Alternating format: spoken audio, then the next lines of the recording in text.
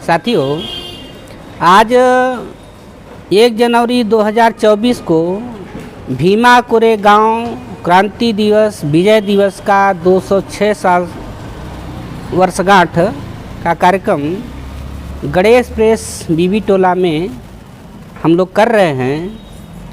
ये भीमा कोरेगांव युद्ध का इतिहास क्या है तो संक्षेप में मैं बताने की कोशिश करूंगा कि 31 दिसंबर 1817 को भीमा नदी के तट पर बॉम्बे नेटिव इन्फेंट्री में महार मराठा बहुजन समाज के लोगों ने 500 लोगों की फौज बनाई और दूसरी तरफ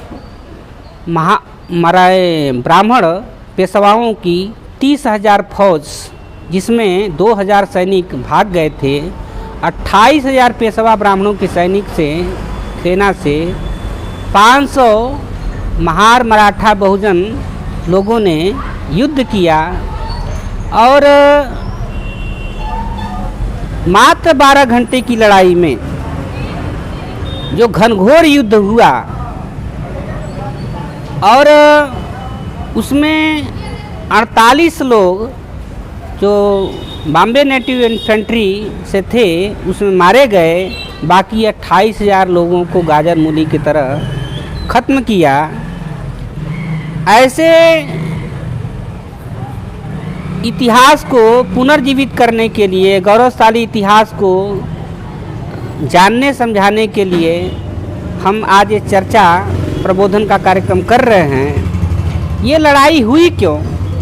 अंग्रेज लोग अपने राज्य विस्तार करना चाह रहे थे और दूसरी तरफ जो पेशवाओं का राज्य था पूना और उसके आसपास के 7 जिलों में, कोंकण क्षेत्र में, वो विलय करने को तैयार नहीं थे।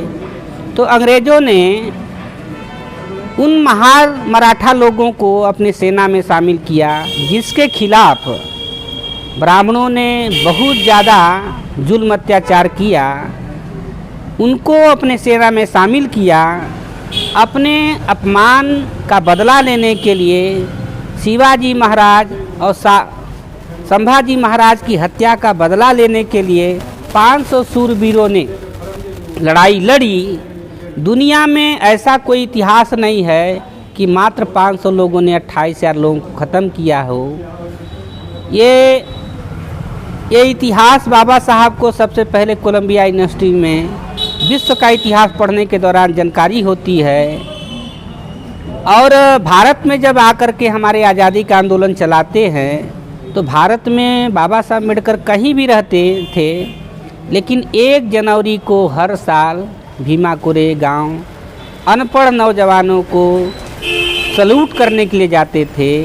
हम अपने शूरवीर योद्धाओं को सल्यूट करने के लिए, अभिवादन करने के लिए, सम्मान देने के लिए हम भी आज यहाँ इकट्ठा हुए हैं। तो साथियों, ये घटना हमारे लिए बहुत गर्व का दिन है।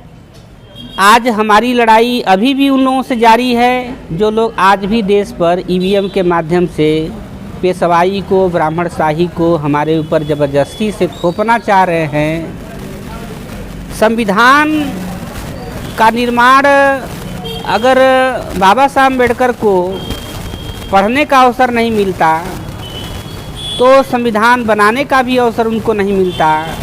इस संदर्भ में उस भीमा कोरेगांव युद्ध का बहुत ज़्यादा महत्व है, क्योंकि उसके बाद अंग्रेज़ों ने अछूत महार लोगों को अपनी सेना में शामिल किया और बाबा साहब अम्बेडकर के पिताजी रामजी राव, उनको सेना में सूबेदार का पोस्ट मिला। तो अंग्रेज़ों की शर्त थी कि जो भी सेना में होगा उसके बच्चों को अनिवार्य शिक्षा दी जाएगी। इसी वजह से बाबा साहब अम्बेडकर को शिक्षा लेने का अवसर मिला और बाद में साहू जी महाराज, बड़ौदा नरेश गायकवाड़ के सहयोग से उनको फॉरेन एजुकेशन लेने का अवसर मिला।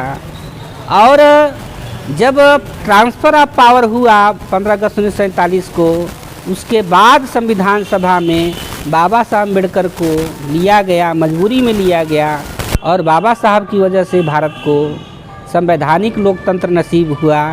संविधान की वजह से आज जो मनुस्मृति के अनुसार हमें अधिकार वंचित किया गया था और उन समस्त अधिकारों को जिनको ब्राह्मण धर्मशास्त्रों ने अधिकार वंचित किया हुआ था हमें मौलिक अधिकार के रूप में प्रदान किया।